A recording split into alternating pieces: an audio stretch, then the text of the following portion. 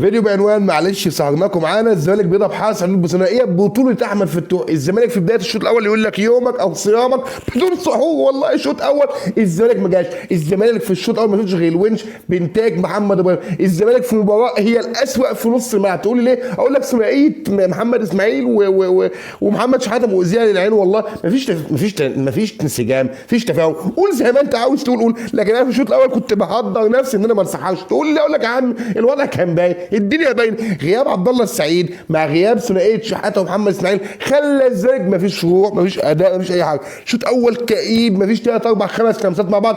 الزمالك فاق بسبب تغيير معتمد الجلال قرار وكافئ عليه، او ربنا كافئ عليه بنزول فتوح ومحمد سيد. قلبوا الدنيا. فتوح اعظم نص ساعه في تاريخك يا ابني. مباراه، بص انا متكيف. فتوح انت كيفتني والله. مباراه عظيمه جدا، لكن فتوح خلى للزمالك شكل وطعم ولون. هدف واسيست للاسطوره ناصر بازي. الزمالك رجعني اعيش تاني واخد نفس. وفي بعض الحاجات عاوز اتكلم عنها، يعني مثلا الونش بقى طبعا ماتشات شايل دفاع الزمالك، شايل حسام عبد المجيد. فوق يا بابا، فوق يا بابا، حرام عليك. الونش جداره فوق جداره فوق جداره فوق دماغي يا ابني والله العظيم. ومحمد السيد ده اللي صوتت عشان تجدله. محمد السيد ده والله لاعب. الراجل ده لو عنده شويه خبرات هيكسر الدنيا، هيبقى امام عاشور تاني في الزمالك. وافتكر كلامي ده في كوره بقى، اقسم بالله كنت انا حاسس ان انا كنت رايح المستشفى. كنت احمد شريف يعني الماتش مكرب والدنيا خرب وتجي لك كوره. يا عم حرام عليك، انت لا عرضتها ولا منك شطها. والله لو الزمالك كان يتعادل كنت هتشيل الليله فوق دماغ امك. وخلي بالك بقى لما محمد ابراهيم النشري ده انصاب، انا قلبي وقف رجلي. عارف ليه؟ لان عمر جابر الناس. اقسم بالله اي لاعب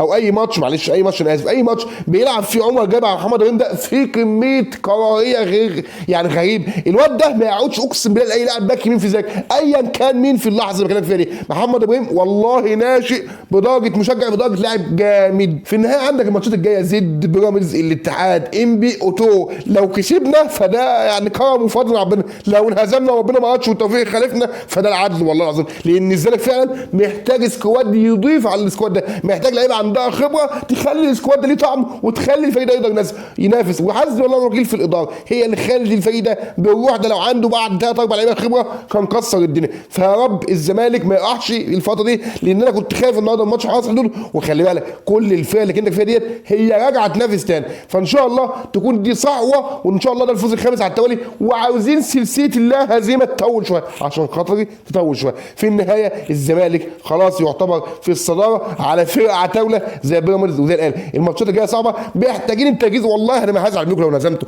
لكن هبقى متضايق ان انت وصلتوني ان انا بيبقى عندي امل. في النهايه لو عجبك كلامي اول مره تشوفني، ما تنساش تعمل لايك واشتراك، فعل زي الجرس عشان توصلك جديد. ما عجبش كلامي ممكن تقول عليا في الكومنتات وفوق دماغي ويحترم.